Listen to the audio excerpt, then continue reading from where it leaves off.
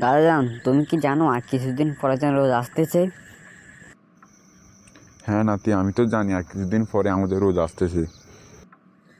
কিন্তু দাদাজান, আমরা এই রোজাটা কিভাবে পালন করব? এটার নিয়ম কি? আর এই রোজাটার বিধানটা কি? আল্লাহ সুবহানাহু ওয়া তাআলা রোজা সম্পর্কে কি বলছেন? দেখো নাতি, রোজা থাকার বিধান হলো ফরজ।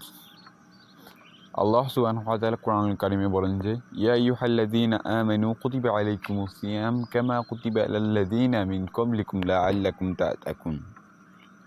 তোমাদের উপর সিয়াম বা রোজা ফরজ করে দেওয়া হলো, যেমনটি তোমাদের পূর্বপুরুষদের উপর রোজা বা সিয়াম ফরজ করে দেওয়া হয়েছিল। এ থেকে বোঝা হয় যে রোজা হচ্ছে ফরজ। আর রোজা রাখার নিয়ম হচ্ছে সুবহ সাদিকের আগে আমাদের সেহরি খেতে হবে। সেহরি খেয়ে পুরো দিন সুবহ সাদিক থেকে শুরু করে সূর্য অস্ত হওয়া পর্যন্ত আমাদের উপবাস থাকতে হবে। যখন সূর্য অস্ত হবে তখন আমাদের ইফতারের মাধ্যমে রোজা সম্পূর্ণ করতে হবে। বুঝতে পেরেছো নাতি?